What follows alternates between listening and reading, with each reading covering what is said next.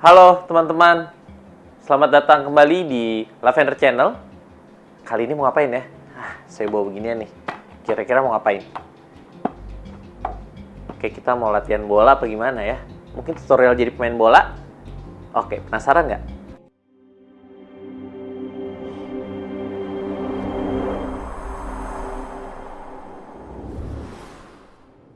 Ya, halo teman-teman. Jadi, tadi ngapain ya bawa bola? Oke, udah tahu ya. Kan kalau sekarang tuh lagi in lagi gitu ya mengenai bola ya.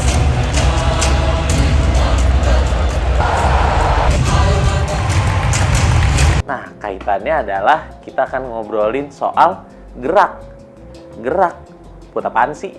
Ya, buat kalian tahu nih, gimana sih para pemain bola itu sebenarnya secara fisika bisa dihitung nggak sih?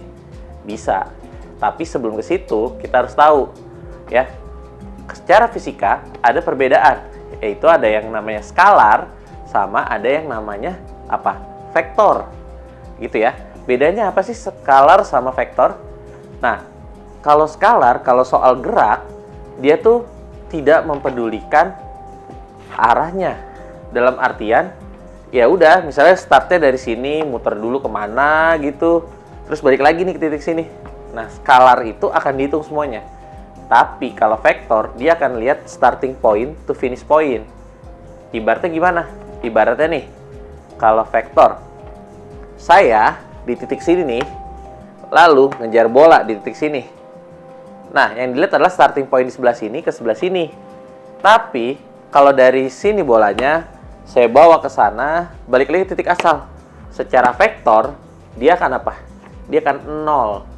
Jadi dia tidak melakukan perpindahan. Jadi kalau vektor itu ada perpindahan ya. Tahu kan pindah? Kayak kamu mau pindah ke hatinya dia.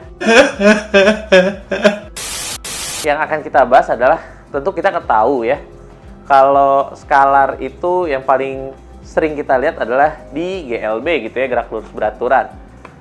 Misalnya apa? Misalnya apa sih bedanya kelajuan sama kecepatan? Kalau kelajuan itu dia ngitung jarak semuanya. Tapi kalau kecepatan itu adalah vektor. Walaupun sebenarnya kalau di Indonesia simbolnya sih sama ya, sama-sama V gitu ya. Kalau untuk di Indonesia biasanya secara rumus V. Tapi sebenarnya ada perbedaan. Yang tadi ya, kalau untuk kelajuannya itu kalian harus ngitung secara skalar, kecepatan itu secara vektor, arah. Gitu ya. Jadi sama-sama SV kali T. Itu kalau GLB-nya gitu ya. Tapi kalau kecepatan, dia apa?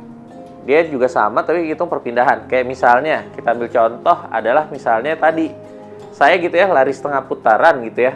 Kalau lari secara setengah putaran, kalau secara skalar itu saya akan dihitung adalah diameter lapangannya. Tapi kalau secara vektor yang dihitung adalah titik saya ke lapangan sebelah sananya. Dia biasanya akan apa? Langsung motong. Jadi nggak ngitung lagi kelilingnya, tapi ngitung cukup setengah lapangan itu. Berapa sih panjangnya, diameternya? Itu perbedaannya kalau kecepatan dengan kelajuan, skalar dan vektor. Nah, kemudian nih saya pegang-pegang bola, ngapain ya? Nah, ini buat nentuin nih. Buat nentuin apa? Nentuin bedanya nih. Ada gerakan gitu ya. Jadi biar tahu nih gerakan. Jadi kayak ada gerakan ke depan. Kalau ke depan saya ke kamera gitu ya. Terus ke belakang gitu ya. Kalau di vektor dia akan mengenal plus minus gitu ya. Positif itu kalau ke depan, terus ke kanan positif gitu ya. Ke arah sumbunya positif. Tapi kalau nanti kalau kita belajar tentang GLBB gitu ya, yang nentuin itu adalah tergantung percepatannya. Ambil contoh kayak gimana? Contoh ketika misalnya bola di bidang miring. Ketika dia di bidang miring, dia pasti akan lebih cepat. Tapi ketika dia nanjak, ya, kalau dia nanjak itu pasti akan lebih lambat kayak gitu ya.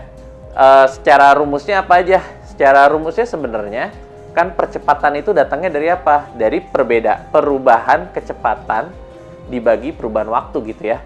Jadi percepatan itu dari delta V per delta T, atau kecepatan akhir kurang kecepatan awal dibagi waktunya gitu ya. Jadi bagi waktu tempuhnya berapa kayak gitu. Nah, itu percepatan. Prinsip dasarnya di percepatan, ya ada 3 rumus ya. Pertama yang rumus yang cari jarak yaitu V0 kali apa? V0 kali T plus minus setengah AT kuadrat. Atau bisa juga VT sama dengan V0 plus minus AT gitu ya. Itu yang nanti jadi dasar untuk nyari percepatan. Atau bisa juga apa? Bisa juga VT kuadrat sama dengan V0 kuadrat plus minus 2AS. Tadi S-nya itu ada displacement gitu ya, atau perpindahannya. Nah, tadi kenapa sih saya jelasin ada plus minus? Plus minusnya kalau untuk di gerak lurus beraturan searah sumbu X, ini sumbu X ya, bukan X mantan gitu ya, ini X. X itu yang sini gitu ya, kalau atas bawah sumbu Y. Atau disingkat SBY, tahu kan SBY?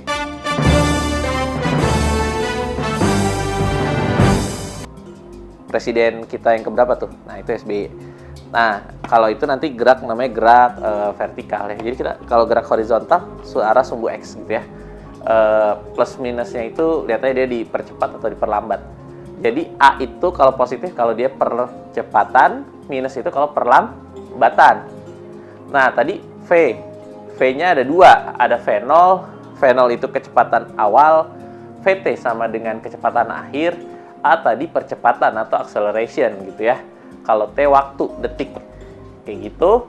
Nah, jadi tadi ketiga rumus yang tadi itu penjabarannya yang tadi saya jelasin gitu ya. Nah, penggunaannya itu tergantung. Kapan sih pakai rumusnya?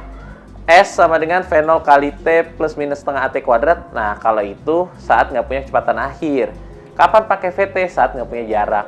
Kalau pakai yang VT kuadrat sama dengan V0 kuadrat plus minus 2S, kapan? Itu saat nggak ada punya waktu gitu ya. Jadi nanti kalian bisa alasan tuh, kegebetan gitu ya. Aduh, aku nggak punya waktu, aku kasih rumus aja. VT kuadrat sama dengan V0 kuadrat plus minus 2S. Paling habis itu dibilang, aneh lu gitu ya. Oke, itu untuk yang secara horizontal. Nah, ada lagi yang vertikal nih. Ya, kita lihat ya gerakannya. Beda ya ketika kalau ini namanya apa? Ini adalah gerakan jatuh bebas. Jatuh bebas artinya apa? Dia dilepaskan gitu ya. Sebenarnya secara rumus sama. Cuma nanti bedanya kalau di gerak vertikal, karena kita tahu ya ada namanya semua benda pasti selalu jatuh ke bawah. Karena apa? Pengaruh percepatan gravitasi. G, gravity gitu ya. Satuannya sama, yaitu meter second kuadrat. Kalau kemarin kita udah belajar dimensi, dia sama percepatan, acceleration gitu ya. Nah, kenapa saya bawa bola dari tadi? Ya ini, buat ngitung. Tuh, kalau di udara lamanya berapa. Kalau gerakan vertikal ke atas, pasti dia harus ada kecepatan awal. Nggak mungkin dia tiba-tiba naik ke atas, set gitu. Kecuali ada yang narik gitu. Jadi kalau ke atas, pasti dia harus ada V0-nya. Dan, yang perlu diingat, ketika dia naik ke atas, dia pasti akan balik lagi dengan waktu yang sama. Kayak gitu. Karena apa? Karena ketika dia sudah berada di ketinggian maksimum, maka kecepatan akhirnya dia berubah jadi 0. Dan kecepatan akhirnya berubah jadi 0 ketika dia turun, dia jadi jatuh bebas. Jadi free fall gitu ya. Nah, secara rumus sebenarnya sama sama yang tadi.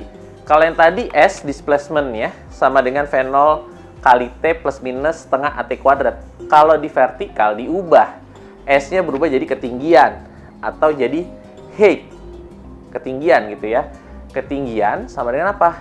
V0 kali T plus minus setengah GT kuadrat. Tadi percepatan diubah jadi gravitasi. Di mana nilai gravitasi itu 9,8 meter second kuadrat atau 10 meter second kuadrat.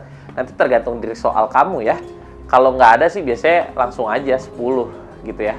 Kemudian ada juga yang VT sama dengan V0 plus minus AT. Itu tinggal diubah jadi VT sama dengan V0 plus minus GT.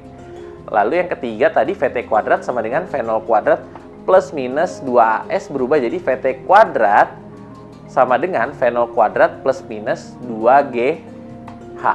Gitu. Jadi cuman bedanya tadi aja, percepatan ganti jadi gravitasi. Enaknya kita nggak suruh nyari percepatan kalau di gerak vertikal. Kalau di gerak horizontal, kalian biasanya suka disuruh cari percepatan. Kalau di gerak vertikal, biasanya yang dicari adalah kecepatannya atau dicari jaraknya atau waktu kayak gitu, ya. Dan yang perlu diingat tadi konsepnya, ketika dia di titik tertingginya dia atau di tinggi maksimum, itu harus diingat adalah apa? V-nya jadi 0. Itu sangat sering kita lupa tuh. Karena kita lupa, oh di titik maksimum justru lebih kencang. Enggak, justru kalau untuk gerak vertikal ketika dia titik maksimum justru kecepatannya makin melambat. Tapi ketika dia turun free fall karena dia didukung oleh gravitasi justru kecepatannya malah makin tinggi. Nah, jadi kira-kira udah bisa belum ya? Kita main bola ngitung. masih ada satu lagi, yaitu apa? Gerak parabola ya. Gerak parabola tuh yang ada sudutnya. Set gitu ya. Dari sini ke sini. Biasanya kan gitu ya tendangannya. Nah, ini gerak parabola bedanya adalah apa? Bedanya dia dari gerak vertikal tadi tambahin sudutnya. Jadi di setiap kecepatan awalnya semua diproyeksikan dengan sinus theta gitu ya.